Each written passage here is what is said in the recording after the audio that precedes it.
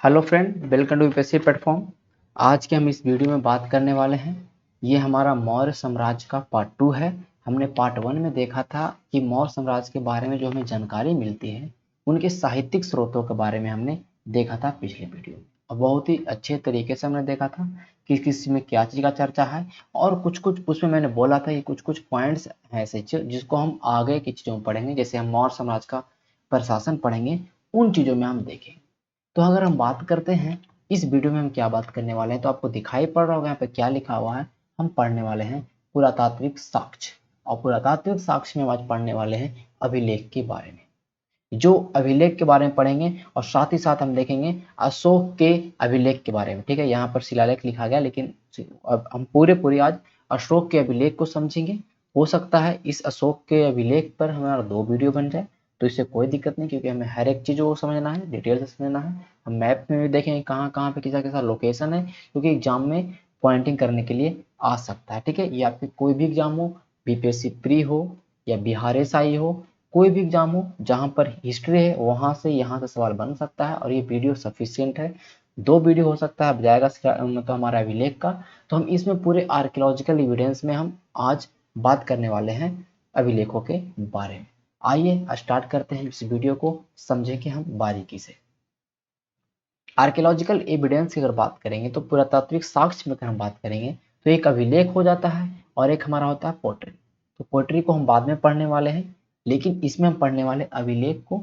तो जैसे कि मौर्य साम्राज्य के बारे में जो भी जानकारी पता होता है वो हमें अभिलेखों से पता चलता है। वो 3 तरह से हम पढ़ते हैं। एक रुद्रदमन का जूनागढ़ अभिलेख, चंद्रगुप्त मौर्य के समय में जो सोहगौरा ताम्रपत्र और महास्थान ताम्रपत्र जो चंद्रगुप्त मौर्य संबंधित है, और बाकी अशोक के अभिलेख जो कि बहुत ही वास्ट समझ सकते हैं कि बहुत ज्यादा अभिलेखों की संख्या है और इससे बहुत ज्यादा जानकारी मिलता है उस समय की जो सामाजिक चीजों के बारे में, राजनीतिक चीजों के बारे में, आर्थिक चीजों के बारे में, हर एक चीज का जानकारी हमें अशोक के अभिलेख से प्राप्त होता है।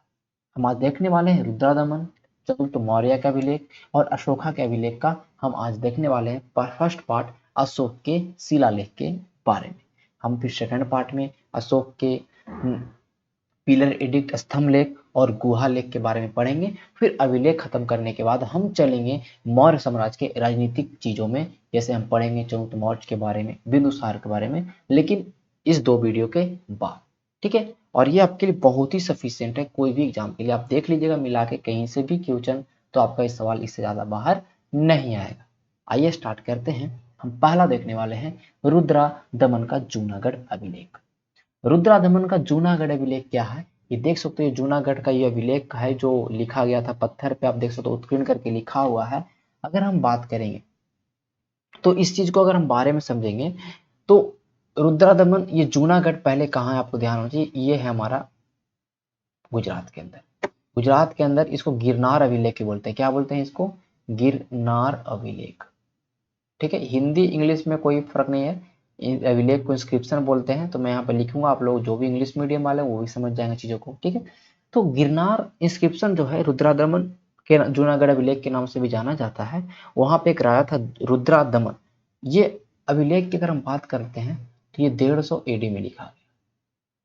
चीजों को आप समझ रहे हैं, ये जो अभिलेख है ये 150 एडी में लिखा गया है। लेकिन अशोक की अगर बात करेंगे तो वो बीसी में है, या मौर्य साम्राज्य की बात करते हैं तो कहीं ना कहीं वो बीसी में है। तो बीसी में लिखा हुआ है, लेकिन अब देखिए अगर आज से 50 साल या 100 साल बाद कोई चीज को लिखता है तो कहीं ना कहीं आज के बारे में जानकारी हो तभी तो वो लिखेगा 100 साल बाद कोई भी चीज के। तो कहीं ना कहीं उस समय का है ना, क्योंकि देखिए अगर हम बात करते हैं तो 85 बीसी में हमारा खत्म हो गया था मौर्य साम्राज्य। ठीक है, तो 85 बीसी में, और सॉरी 185 बीसी में हमारा मौर्य साम्राज्य खत्म हो गया था। तो उसके बाद का चीजों कहीं ना कहीं 100 साल बाद कुछ ना कुछ जानकारी तो होगा, तभी तो ये रुद्रदमन में कुछ लिखा गया। तो इसमें ऐसे ऐसे पॉइंट्स लिखे गए हैं जो कहीं ना कहीं हम जब पढ़ते हैं हिस्ट्री को, तो हिस्ट्री को रिकंस्ट्रक्ट करने में हमें हमें हेल्पफुल होता है। तो हम उसमें देखते हैं कि क्या क्या चीजें। पहले हम देखेंगे कि रुद्रदमन एक राजा था जूनागढ़ में, शक राजा था। क्या था? शक। ठीक है, मैं पढ़ाऊंगा शक वंश कौन था, शक शक के राजा कौन शक था, फिर मैं कुषाण वंश पढ़ाऊंगा, सब पढ़ाऊंगा। तो शक राजा था। ओके, हम वहां पर भी रुद्रदमन के बारे में हम चर्चा करेंगे। और ये जो शक राजा था, और ये संस्कृत, बात करेंगे संस्कृत भाषा का, संस्कृत भाषा का व्याकरण, ठीक है, मैं यहाँ जो जो लिख रहा हूँ महत्वपूर्ण एक एक चीज है, ठीक है। तर्कशास्त्र, ये हर जगह आपको नहीं मिलेगा, आप लोग ढूंढ लीजिएगा, नहीं मिलेगा, ठीक है। राजनीति, इन सारे का वो विद्वान था, इतना प्रचंड विद्वान था ना, संस्कृत का, व्याकरण का, तर्कशास्त्र का, राजनीति का। तो रुद्रादमन ने जूनागढ़ अभिलेख जो लिखवाया वो संस्कृत में लिखवाया, और वो पहला संस्कृत भाषा का अभिलेख है। रुद्रादमन अभिलेख जो है वो पहला संस्कृत भाषा का अभिलेख है, ये आपको ध्यान में होनी चाहिए, ठीक है। किस भाषा का अभिलेख है, मैं यहाँ पर लिख देता हूँ। ये जो अभिलेख है वो संस्कृत भाषा का पहला अभिलेख, संस्कृत का इस्तेमाल पहली बार इस अभिलेख में किया गया, ये आप लोगों को ध्यान में होना चाहिए, ठीक है। ये लिखा गया किस शैली में, काव्य शैली में और गद्य शैली में। चंपू शैली का इस्तेमाल है। चंपू शैली क्या होता है, जहां पे गद्य और पद दोनों तरह से लिखा जाए चीजों को, चंपू शैली, जैसे कि अर्थशास्त्र भी लिखा गया है चंपू शैली में। ओके, आगे चलते हैं। हमने यहाँ पर देख लिया, इसमें जो बात करते हैं रुद्रदमन का जूनागढ़ अभिलेख में, इसमें 4 तरह की चीजों के बारे में बात किया गया। कुछ शासक का बात किया गया, कुछ राज्यपाल की बात की गई है, और कुछ उनके कार्य के बारे में बात किया गया है। इसको हम इधर ले लेते हैं तो आपको चीजें सही से समझ में आएगा। मैं इसे छोटा कर लेता हूँ तो आपको क्लियर कंसेप्ट हो जाएगा, ठीक है, क्योंकि नहीं तो मिट जाएगा नीचे।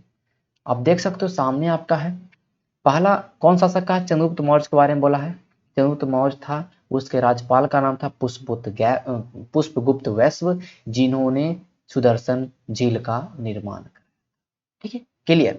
ये बताया कि जो सुदर्शन झील जो आप देख रहे हैं गुजरात के अंदर, गिरनार के अंदर, वो चंद्रगुप्त मौर्य ने बनवाया था, ऐसा इसमें लिखा, क्योंकि उन्हें कहीं ना कहीं चीजें पता होगा ना, क्योंकि 100 साल पहले की अगर बात है तो कहीं ना कहीं चीजें पता कि चंद्रगुप्त मौर्य बनवाया। अगर आज हम देखते हैं कि अकबर ने जो चीज बनाया, हम अकबर उसमें थोड़ी ना थे, लेकिन मुझे पता है कि अकबर ने बनवाया था इसको 200-300 साल पहले। उस तरह से इसमें लिखा गया है कि पुष्पगुप्त वैश्य जो राज्यपाल था, उसके द्वारा सुदर्शन झील का निर्माण करवाया। अशोक के बारे में मिलता है, कहता कि अशोक का जो राज्यपाल है तुसाप, अशोक का जो राज्यपाल था तुसाप, उसने उस मतलब reconstruction of lake and canal, झील का पुनर्निर्माण करवाया और उससे नहर निकलवाया, उससे नहर निकलवाया।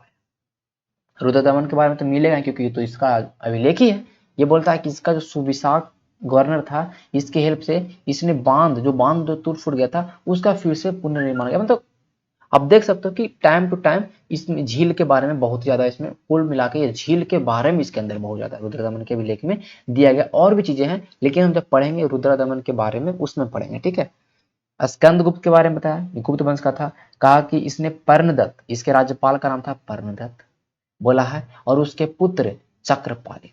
बोला कि जो पर्णदत्त ने बताया कि स्कंदगुप्त ने उस झील का फिर से रिकंस्ट्रक्शन करवाया, पहला बात। और बोला जो उस पे जो बांध था ना उसको फिर से रिकंस्ट्रक्शन करवाया उसका बेटा चक्रपालित, पर्णदत्त का बेटा चक्रपालित। इन चारों शासक के बारे में, इन चारों राज्यपाल के बारे में और इनके वर्ग के बारे में पूछता है, तो एग्जाम में देता है एकदम कि इनके राज्यपाल कौन थे, मैच द फॉलोइंग दे देगा। तो इससे आपको ध्यान रखना, चंद्रगुप्त मौर्य का पुष्पगुप्त वैश्य हो जाएगा, अशोक का तो साफ हो जाएगा। तो ये आपको ध्यान में रखना, इसको एक बार देख लीजिएगा, याद हो जाएगा। हम रुद्रादमन के जूनागढ़ अभिलेख से हमें इतना ही समझना था। अब चलते हैं नेक्स्ट, चंद्रगुप्त मौर्य के समय में इनसे रिलेटेड 2 अभिलेख हैं, जो एक तरह से तामपत्र है। एक कहने का मतलब कॉपर, मतलब तो उस समय तांबा, आपको पता तांबा प्रचलित था, तो तांबा पर लिखवाया गया था तो उसको कॉपर प्लेट बोला गया, तामपत्र बोला गया, ताम्रपत्र बोला गया। ये है सोहगौरा, एक है सोहगौरा और एक है महास्थान। सोहगौरा जो कि यूपी में है, गोरखपुर, मैं लिख दूं समझ जाओगे आप लोग, गोरखपुर यूपी में सोहगौरा मिलता है वहां से। इसमें लिखा गया है, इस अभिलेख में बस इतना लिखा गया है कि जब अकाल पड़ता है, आपको पता है ना कि चंद्रगुप्त मौर्य के समय बहुत भीषण अकाल पड़ता है, ठीक है। बोला कि अकाल के समय राजकीय अन्नागार, जो भी राज्य का जो अन्नागार था, ग्रेनरी था, जहां पर रखा जाता था अन्न मतलब सरप्लस, वहां से खदान बंटवाया। ये इसमें लिखा गया कि जब अकाल पड़ा मगध में तो इस वहां से राजकीय नगर से निकाल के खदान बंटवाया। अच्छा, ये अभिलेख क्या होता है आपको पता है? जितने भी अभिलेख होते क्या होते हैं? वो राजा का आज्ञा हो, राजा कोई आदेश दिया हो, राजा ने कोई काम किया हो जनता के लिए, कोई संदेश देना चाहता, सारा चीज वही तो होता था अभिलेख के अंदर। महास्थान में क्या है? महास्थान में भी एकदम सेम चीज लिखा गया है, लेकिन महास्थान के बारे में जानेंगे। ये है बांग्लादेश में। कहाँ है? बांग्लादेश में। बांग्लादेश में कौन जिला? बोगरा जिला। आपको पता है कि मौर्य वंश बहुत दूर तक फैला हुआ था। हम पढ़ाएंगे मौर्य वंश को, अभी तो आगे पढ़ाएंगे। अभी तो हम इसके बारे में स्रोत देख रहे हैं, ठीक है? जब भी एंशिएंट हिस्ट्री पढ़ेंगे तो स्रोत के बारे में हम पढ़ेंगे पहले, तभी हम उसको आगे जोड़ेंगे, ठीक है? थोड़ा सा एंशिएंट हिस्ट्री बोरिंग लगता है, लेकिन चीजों को समझिएगा, कौन चीज हमको पढ़ना है क्या नहीं पढ़ना है, तब आपको क्लियर लगेगा, ठीक है? इसमें एक पुंड नगर, इसमें एक पुंड नगर की चर्चा की गई है। महास्थान के बारे में बोला गया, नाम पुंड नगर, ठीक है? तो ये है, और ये बाकी तो ये चीज तो होगा। या काल के समय राजकीय अन्नागार से खाद्यान्न बटा, इसमें भी लिखा गया है। मतलब टोटली रूप से सोच सकते हो कि चंद्रगुप्त मौर्य के समय में यही चीजें लिखा गया। बाकी चंद्रगुप्त मौर्य के बारे में जानकारी मिलता है बहुत सारे मेगास्थनीज का इंडिका में मिलता है, और बहुत सारे किताब में आपको मिलता है, ठीक है? आगे चलते हैं नेक्स्ट। अब जो सबसे बड़ा उसको पढ़ने वाले हैं, इंस्क्रिप्शन ऑफ अशोका, अशोका के अभिलेख के बारे में, ठीक है?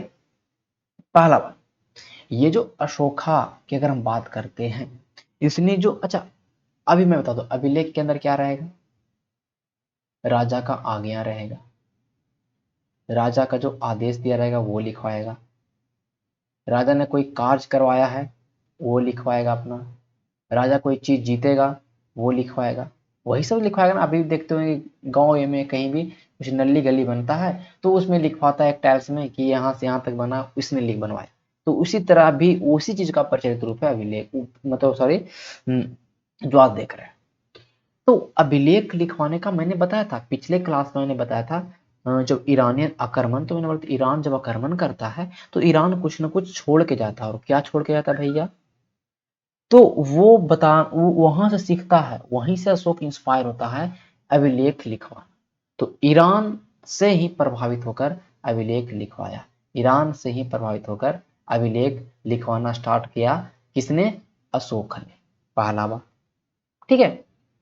एटलीस्ट 150 से अधिक इसके अभिलेख है, 150 से प्लस अलग अलग स्थानों से पाया गया है अभिलेख, ठीक है? चीजों को समझिए, 150 से प्लस अभिलेख पाया गया है अशोका का। सोच लो कितना महत्वपूर्ण जानकारी इससे प्राप्त होगा, पूरा मौर्य साम्राज्य को हम एक रिकंस्ट्रक्ट कर लेंगे। समझ रहे हैं आप लोग चीजों को? इसने जो लिपि का इस्तेमाल किया है वो इस्तेमाल किया है ब्राह्मणी लिपि का। सबसे ज्यादा जो इसका अभिलेख मिलेगा आपको वो ब्राह्मणी लिपि में मिलेगा। क्लियर?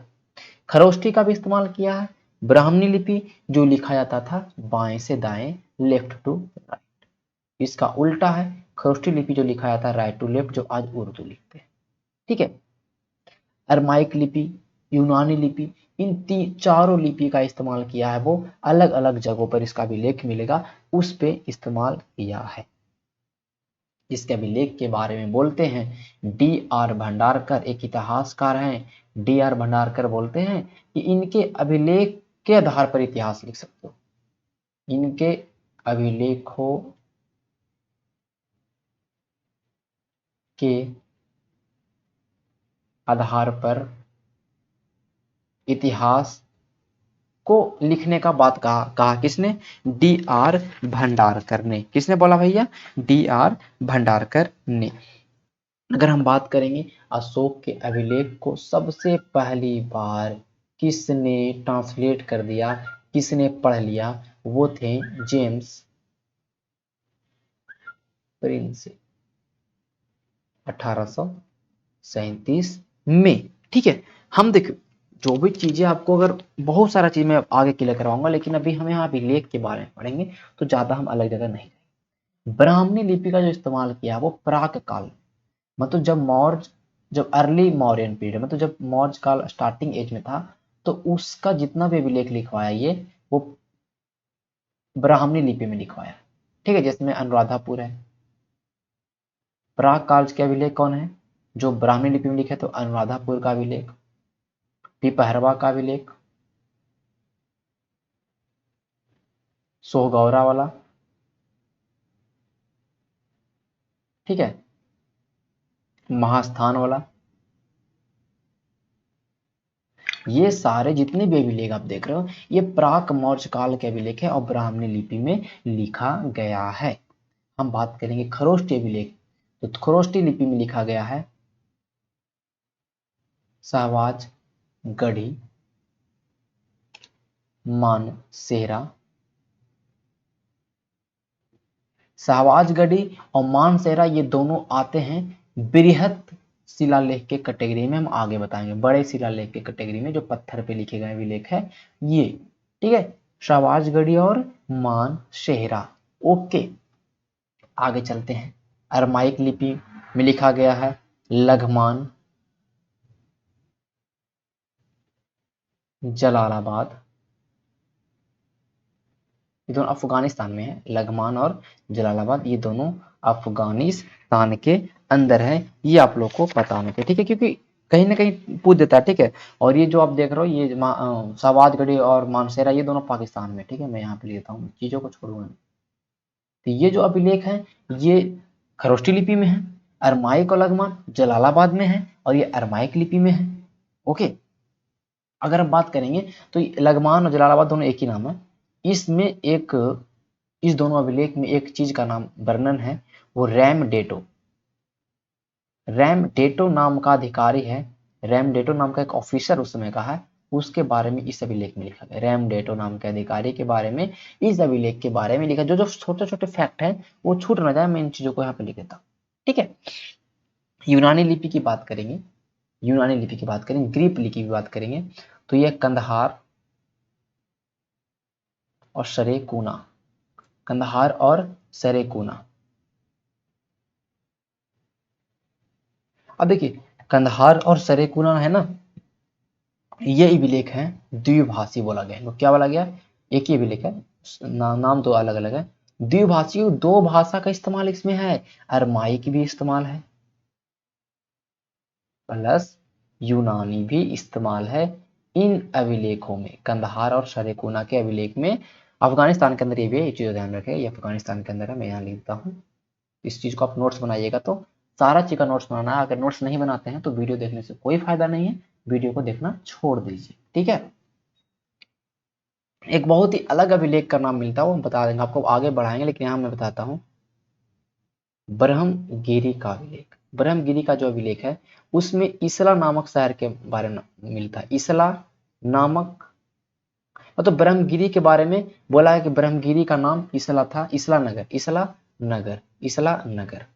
डिटेल में जा रहे हैं, थोड़ा वीडियो लॉन्ग चला जाएगा या वीडियो की संख्या ज़्यादा हो जाएगी, इससे आपको चिंता नहीं करना है, क्योंकि आप ज़्यादा पढ़िए एक बार, बार बार नहीं पढ़ना है, एक बार पढ़ना इस बार में। ओके, समझ रहे हैं बातों को?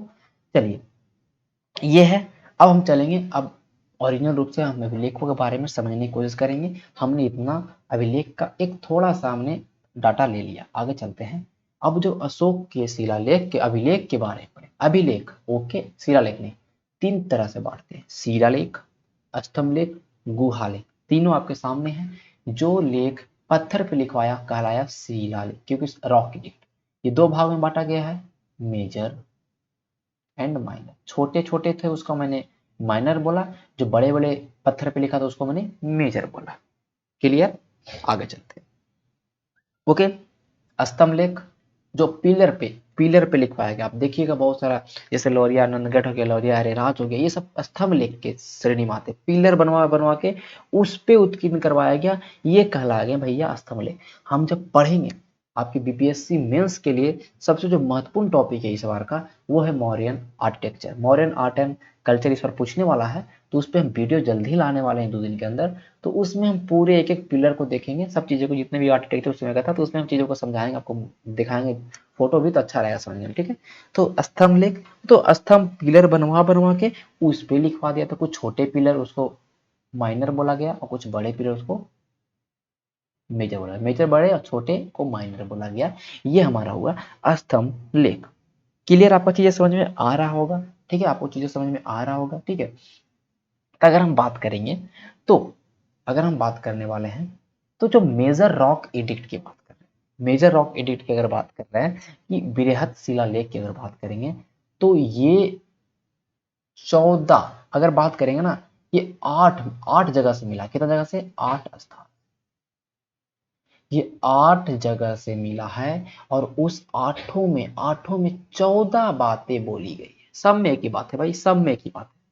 14 बात बोला गया आठों अभिलेखों के अंदर में, और उसमें दो को छोड़ के, दो बातों को छोड़ के, मतलब कहने का मतलब 2 3, 11वां नंबर वाला बात, 12वां नंबर वाला बात और 13वां नंबर वाला बात ऐसा है जो 2 अभिलेखों में अलग अलग लिखा है। मतलब सब में अगर लिस्ट दिखाइएगा 1 से 14 तक तो सब में एक ही बात लिखा है, लेकिन 2 ऐसे अभिलेख पाएगा जिसमें 11वां नंबर वाला, 12वां नंबर वाला और 13वां नंबर वाला बात उसके जगह पर कुछ अलग चीज डाला गया। उसको बोलते हैं हम सेपरेट रॉक एडिक्ट। उसको बताएंगे कौन है? Separate rock edict.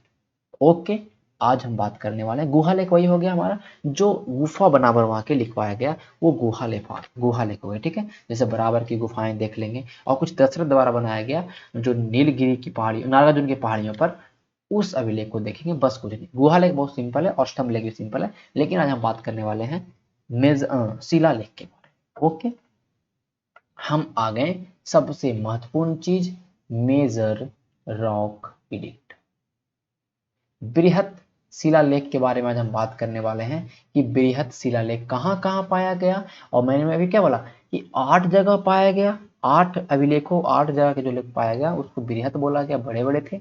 और उसमें 14 बातें लिखी, सब में 14 बातें लिखी हैं। 14 पॉइंट को पढ़ना एग्जाम में बहुत ज्यादा पूछता है। ठीक है, पहला मानसेहरा पाकिस्तान में। कहाँ आपको दिखाई दे रहा है? ये मानसेहरा, शहबाजगढ़ी, ये दोनों हैं पाकिस्तान में। दोनों बड़े बड़े शिलालेख हैं, मानसेहरा एंड शहबाजगढ़ी।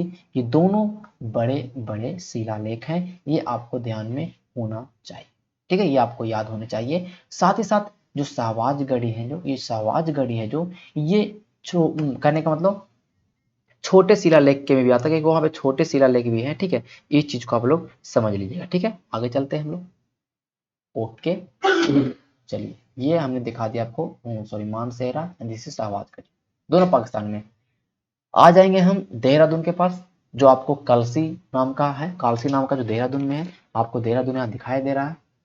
कालसी कौन सा है? ये देहरादून का है। ये अभिलेख का नाम है कालसी, जो उत्तराखंड में देहरादून में है। क्लियर? सबको याद रखना, सारा का नाम आपको याद रखना है। ओके, मानसेहरा, शहबाजगढ़ी, कालसी। जूनागढ़, जो गिरनार अभिलेख के नाम से जाना जाता है, गुजरात में। ये देख रहे हैं। ठीक है, ये देख रहे हैं। ठीक है, जूनागढ़ गिरनार अभिलेख, ये हमारा जूनागढ़ की स्थित गिरनार पहाड़ी के पास है। धौली, धौली नहीं सॉरी, देखिए पहले सोपारा, पहले देख लीजिए। सोपारा जो कि महाराष्ट्र में है, ये महाराष्ट्र में। मैं रेड जो कर देता हूँ वो सारे बृहत शिलालेख हैं। ऐसे भी स्क्वायर बना हुआ, आप चीजों को समझ सकते हो। ठीक है, एरागुडी जो कि आंध्र प्रदेश में है। एरागुडी जो कि आपका, आप देख सकते हो कि कहाँ है वो, आंध्र प्रदेश के अंदर। ठीक है, एरागुडी कहाँ पे है? तो आंध्र प्रदेश के अंदर कुर्नूल जिला में है। यहाँ पे लिखा गया, सब कुछ आपके सामने है। धौली उड़ीसा में, जौगढ़ उड़ीसा में। धौली और जौगढ़ दो उड़ीसा में, धौली और जौगढ़ दो उड़ीसा में। और बाकी सब एक एक आप देख सकते हैं। मानसेरा, शहबाजगढ़ी, ये दोनों पाकिस्तान के अंदर में है। ठीक है, आप लोग चीज समझ में आना चाहिए। जैसे भी आपको कोडिंग करना है, ट्रिक बनाना है, याद कर लीजिए। लेकिन ऐसे आप अगर थोड़ा सा समय दीजिएगा 2 से 4 मिनट, तो आपको याद हो जाएगा। कोई बड़ा चीज नहीं है, कोई बड़ा चीज नहीं है। ठीक है, इन सब में मैंने क्या बोला, इन सारे अभिलेखों में, मैंने क्या बोला, 14 बातें लिखी गई है। और उन 14 सब में 14 लिखे, लेकिन 2 ऐसे अभिलेख है। कौन कौन है? धौली और जौगढ़। धौली और जौगढ़ दोनों कहाँ है? उड़ीसा में। तो इन दोनों अभिलेखों को बोला जाता है कलिंग अभिलेख। क्या बोला जाता है? Separate Kalinga edict. क्या बोला जाता है इसको? पृथक शिलालेख कलिंग जिसको बोला था। ठीक है, इसकी अगर हम बात करेंगे तो इन दोनों अभिलेख में 11वां नंबर, 12वां नंबर वाला बात और 13वां नंबर वाला, ये तीनों बात की जगह पे 2 अन्य लेख होते। मतलब कहने का मतलब इस दोनों में 11वां, 12वां और 13वां की जगह पर 2 बात लिखा गया। यहाँ पर भी 2 बात लिखा गया। इस चीज को समझना है बस चीजों को। ठीक है, कि 2 अलग अलग पृथक शिलालेख कौन है? धौली है और जौगढ़ है, जिसको बोला गया Kalinga separate edict. Kalinga separate edict, जिसमें कलिंग युद्ध के बारे में कहीं ना कहीं चर्चा होगा। क्लियर? आगे चलते हैं। ये हमारा हो गया। अब इसमें कौन कौन सी बातें हैं उनको समझना है। पहला अभिलेख कहता है पहला अभिलेख है, अगर बात करेंगे इस अभिलेख को गिरनार संस्करण मतलब कहा जाता है, इस अभिलेख को गिरनार एडिशन बोला जाता है। उस समय ने पहला का पॉइंट क्या है समझो, पहला अभिलेख जो पहला अभिलेख नहीं बोलेंगे इसको, मतलब अभिलेख का पहला बात, ठीक है। इसको वैसे बोलते हैं 14 अभिलेख, हर जगह आपको दिखाई मिले, आप इस तरह से याद कर लीजिए कि पहला में क्या बोला, पशु बलि की निंदा की गई है।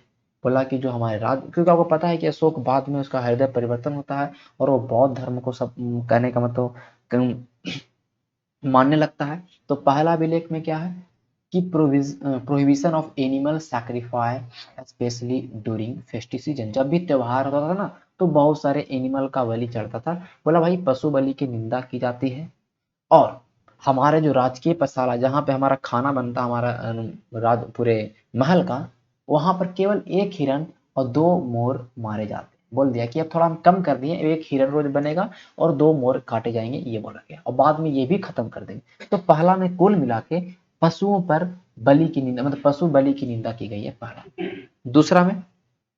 दूसरा में कहता है कि हम अपने पड़ोसी राजाओं के बारे में, क्या बोल दिया कि हम अपने पड़ोसी राजाओं के बारे में और सीमांत शक्तियों मतलब जो भी अलग मेरे बाउंड्रीज पे जितने भी अलग अलग पावर हैं, जैसे कि आपको इसमें बताया गया पांड्या के बारे में, सत्यपुरा के बारे में, केरला पुत्र के बारे में, ये सब सारे साउथ इंडियन हैं, उसमें पांड्य थे, ठीक है, पांड्य थे, इस सब के बारे में बोला गया कि इनके लिए ह्यूमंस एंड वहाँ के जानवरों के लिए, वहाँ के मनुष्यों के लिए हम फल लगाएंगे, औषधि वाले पेड़ लगाएंगे, ये सब मानव और चकु पशु चिकित्सा।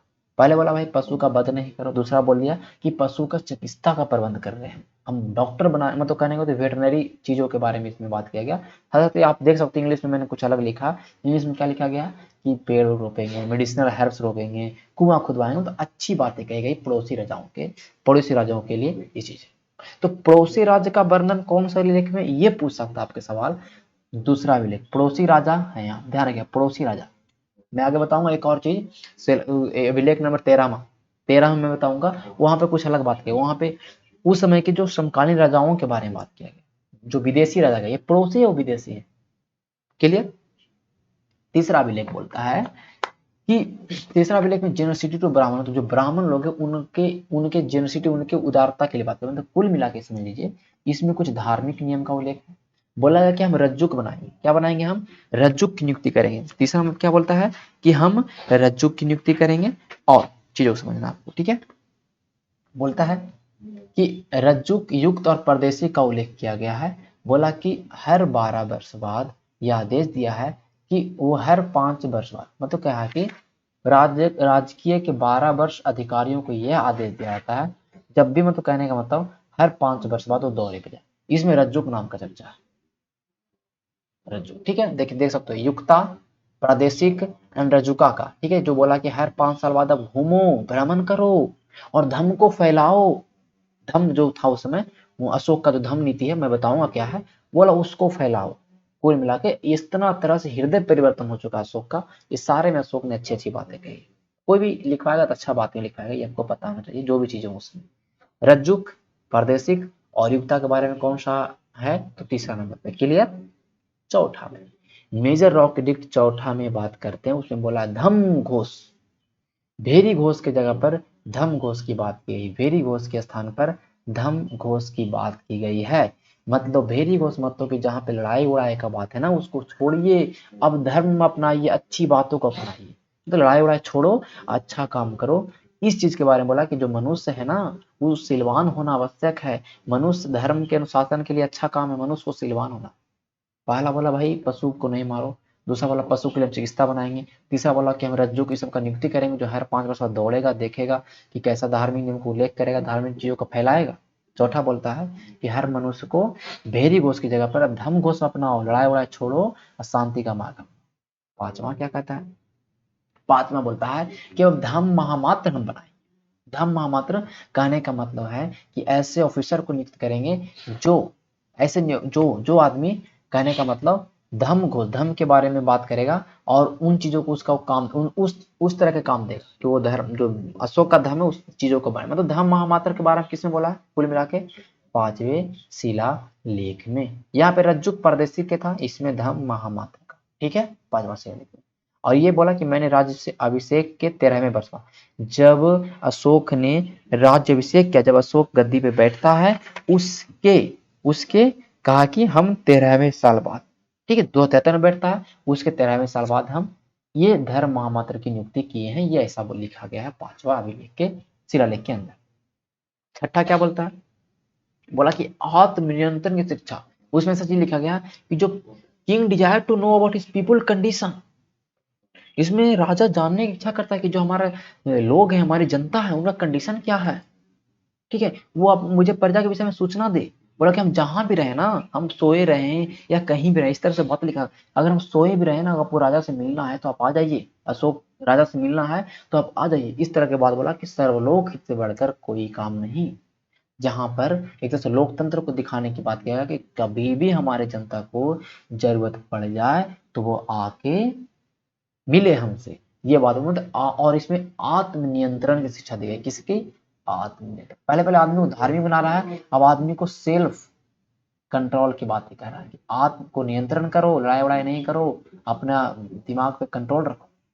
सातवां शिलालेख क्या कहता है भैया, सातवां शिलालेख की अगर बात करते हैं, इसमें अशोक तीर्थ यात्राओं का वर्णन किया, ठीक है, बोला कि जो जो तीर्थ यात्रा है, जो तीर्थ जो धर्म के बारे में बोला, हर धर्म के बारे में बात बोला गया, बोला कि जो हर धर्म है वो सबसे बराबर है, तीर्थ यात्राएं करिए। बोला गया है कि सब जगह जो मनुष्य जो निवास कर रहे हैं वो अपना, हर मनुष्य चाहता है, हर धर्म के लोग चाहते हैं कि वो संयम और आत्मशुद्धि चाहते हैं। तो कुल मिला के ये है कि इसने 7वें शिलालेख में ये बोला है कि सब जगह, देखिए आप देख सकते हो कि इसने 7वें शिलालेख में तीर्थ यात्राओं का वर्णन किया है, तीर्थ यात्राओं के बारे में वर्णन किया है। ये कौन सा अभिलेख है भैया, 7वां नंबर अभिलेख। समझ में आ रहा होगा आप लोग को चीजें, ठीक है, तो ध्यान से समझिएगा ना, सब कुछ याद हो जाएगा, कोई दिक्कत नहीं है, हर एक चीज याद होगा। चलिए 8वां में क्या बोला, 8वां बोला है अशोक की धम्म यात्राओं का, जो अशोक ने धम्म की यात्रा की, धम्म के लिए, कि धम्म को फैलाने के लिए जो अशोक का, मैं बताऊंगा अशोक का धम्म क्या, बहुत अच्छा चीज है, मैं बताऊंगा। तो उसमें बता के जो अशोक है वो दिया गया, बोधि टेम्पल गया वहां पर, मतलब कुल मिला के अशोक ने अपनी धर्म यात्राओं का वर्णन किया, पहले तीर्थ यात्राओं, फिर अशोक ने अपना धर्म जो यात्रा किया उसके बारे में बात कर, धर्म धर्म नहीं है, धम्म यात्रा, ठीक है। बोला कि जब राज्यभिषेक हुआ उसके 10वें साल बाद हम घूमना स्टार्ट कर दिए, ठीक है, 10वें साल बाद हम घूमना स्टार्ट कर दिए, और अशोक ने 256 रातें अपने धर्म में, तो 256 रात मतलब अलग अलग जगह पर घूमा, क्लियर।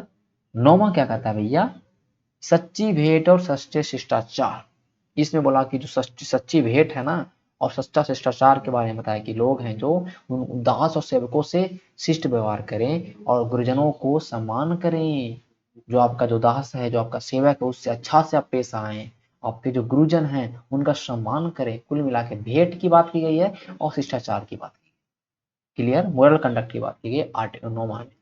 10वां में क्या है, 10वां में कहता है कि जितने भी अधिकारी हैं वो हमेशा प्रजा के हित में काम करे भैया, प्रजा के हित में काम करे। और कहा कि यश और कीर्ति ये सब चीज का निंदा किया, जो बहुत ज्यादा पैसा धन ये सब चीज का निंदा किया, बोला धर्म नीति है जो ही सर्वश्रेष्ठ है। 10वां, ठीक है, आपको एक थोड़ा सा ध्यान दीजिएगा सब याद रहेगा। 11वां नंबर पे बोला है कि जो धर्म की व्यवस्था है और धर्म दान को मतलब 11वां जो आप 11वां नंबर जो शिलालेख देख रहे हैं, इसमें कुल मिला के क्या बोला गया है, धर्म दान को सर्वश्रेष्ठ बताया गया।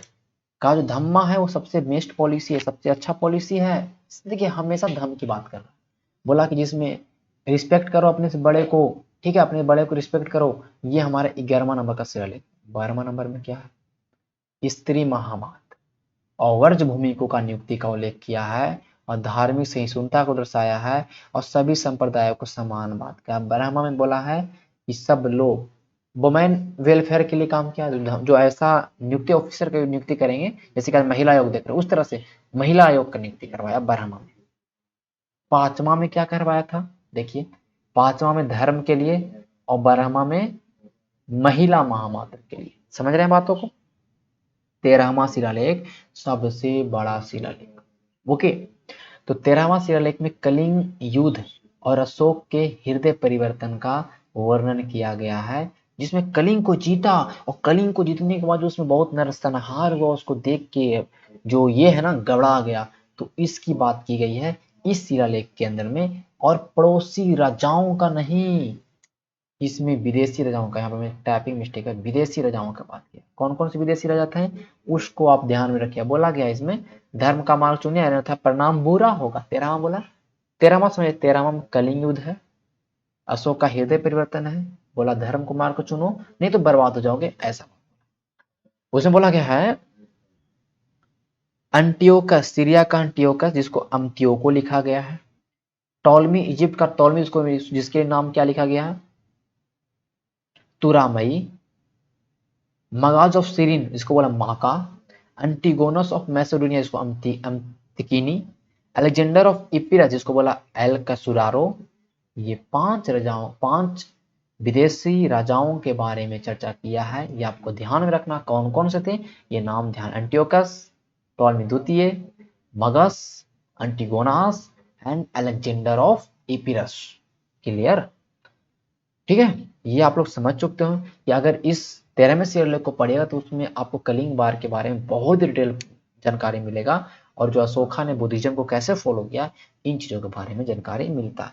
और 14वां जो बात बोलता है, 14वां बात कहा गया है कि भाई मेरा राज बहुत बड़ा है, बहुत सारा लेख हम लिखवाए हैं और हम आगे भी लिखवाएंगे। बोला कि धार्मिक जीवन बिताइए, इसके बारे में संदेश दिया। बोला हम अभिलेख लिखवाते रहेंगे, और हम अभिलेख क्यों लिखवा रहे हैं आपको समझ रहे हैं कि कुछ कुछ त्रुटि भी रह गया है, इसलिए हम आगे अभिलेख लिखवाएंगे। क्यों लिखवाएंगे? क्योंकि मेरा राज्य बहुत बड़ा है। तो अभिलेख का पर्पस की बात में बात किया गया अभिलेख नंबर 14 में। ओके, अब हम नेक्स्ट सेशन में करेंगे, हम जितने भी माइनर रॉक एडिक्ट है उसके बारे में चर्चा करेंगे। हम बात करेंगे जितने भी स्तंभ लेख हैं उसकी चर्चा करेंगे। साथ ही साथ हम लास्ट में जितने भी केव जो गुहा लेख है उनकी चर्चा करेंगे। वो वीडियो छोटा होगा, इतना ज़्यादा डिटेल उसमें नहीं पढ़ना है, उसमें हम इन सारी चीज़ों के बारे में चर्चा करेंगे और वो वीडियो आपको बहुत ही अच्छा लगेगा। तो इस सेशन को हम अभी यहीं पे समाप्त करते हैं। आपको समझ में आता होगा आप लोग चीज़ों को, तो आप मुझे बताइएगा और भी इसको अच्छे तरीके से बताऊँ और भी डिटेल बोलिएगा तो हम और भी डिटेल बताएंगे मेंस लेवल तक, अगर आपका अगर इच्छा हो तब। ठीक है, आप कमेंट जरूर करिएगा कैसा आपको सेशन लगा। चलिए, धन्यवाद।